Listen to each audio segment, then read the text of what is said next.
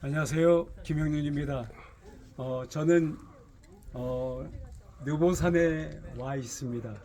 여러분도 요르단의 성지순례 오면 반드시 들리는 필수 코스 중에 한 곳이 느보산인데요.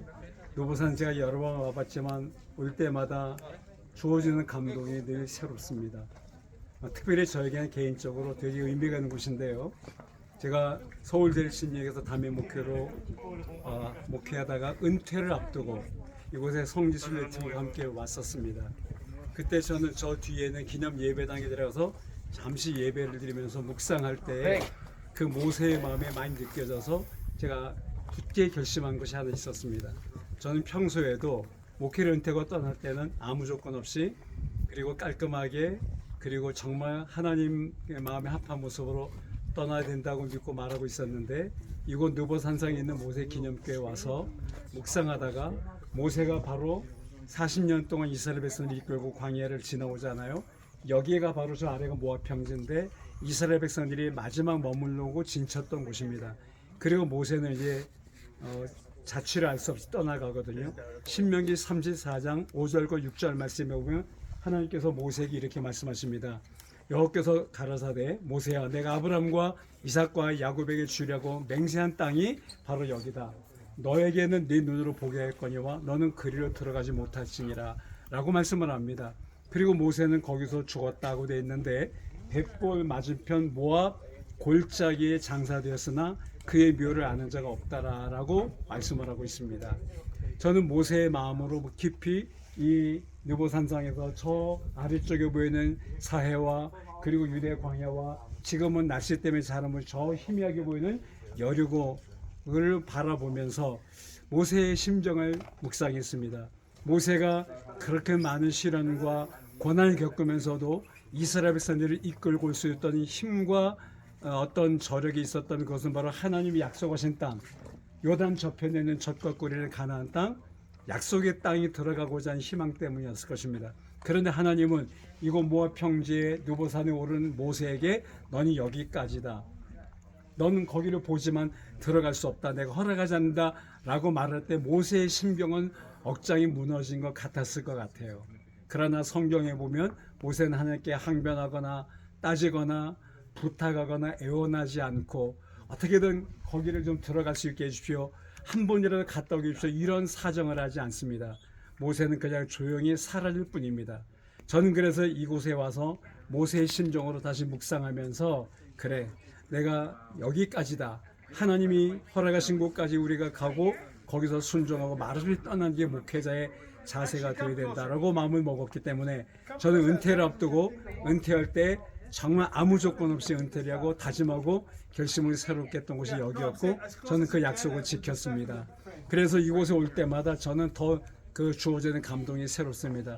제 뒤에 보이는 곳에는 바로 저렇게 노소로 만든 그런 십자가 형상의 뱀이 감겨있는 모습인데요.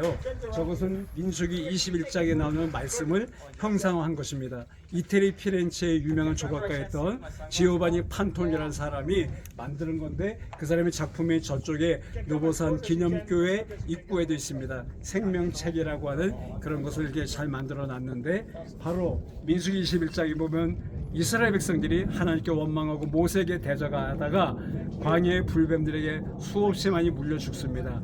그러니까 하나님께서 말씀하기를 노뱀을 만들어 장대에 걸어두라. 그것을 보는 자마다 살아날 것이다 라고 말씀을 하시죠. 민수기 21장의 8절과 9절에 나오는 말씀입니다. 그래서 모세는 노뱀 만들어 두었고 그것을 바라보던 이스라엘 백성들은 살아났다라고 했는데 그것을 형상화한 것입니다.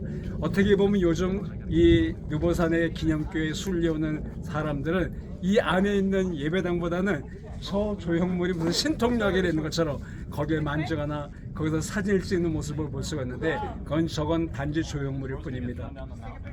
열왕기하 18장에 보면 히스기야가 25살에 왕이 되는데 그가 왕이 되고 나서 종객을 일으킵니다. 그 당시에 이스라엘 땅에 만연의 또 우상의 제단을 허물어버리고 아세라 목상이라든지 여러 그런 우상의 신전과 제단들을 무너뜨릴 때 그때까지 남아있던 성전 안에 있던 이 모세가 만든 노뱀도 있었는데 그것을 부숴버립니다. 그리고 거기를 느후스단이라 일컬었더라. 이렇게 말씀합니다. 저 노뱀이 형상이 또 하나의 우상이 되어 있었던 것이죠.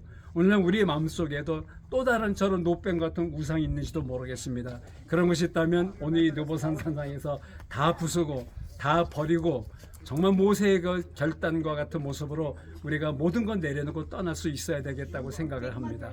다시 한번 저는 이 느보산 산상에서 그 수천 년 돌아가 모세의 심정이 되어서 이 약속의 땅 저기 내려다 보이는 저 아름다운 그 요단 동편 그 이스라엘 땅 약속의 땅을 바라보도 들어가지 못했던 모세는 얼마나 마음이 아팠을까 하는 그 심정이 전달되어 옵니다. 그러나 그것은 우리 인간의 마음이고요. 하나님이 허락하신 곳까지 우리는 가야 되는 거고요. 그가 죽었지만 그의 묘를 아는 자가 없었다고 성경은 말하는데 만약 그의 묘가 어딘지 분명하고 알렸다면 오늘날 거기가 또 하나의 우상단지가 됐을 가능성이 많습니다. 그래서 모세가 우상화의 대상이 되는 걸 피하게 하기 위해서 하나님은 모세를 그냥 조용히 사라지게 하고 그는 어딘가 묻혔지만 그러나 그의 묘를 안 자는 오늘날까지 아무도 없는 것입니다. 이건 느보산상에서 다시금 모세의 심정을 한번 묵상하고 또 모세를 이곳까지 인도하고 약속의 땅 못 들였던 하나님의 섭리, 배려하신 것들을 생각해 보면서 오늘 우리가 아직도 놓지 못한 것이 있다면 아직도 붙들고 연연하는 것이 있다면 하나님 허락지 않는 것은 깨끗이 내려놓고 포기하고 하나님 주신 마음으로 돌아가는 자세가 우리에게 필요할 것 같습니다. 그래서 이곳 느보산상에서 영상으로 여러분들에게 안부와 인사를 전합니다. 오늘도 주 안에서 행복하십시오. 사랑합니다.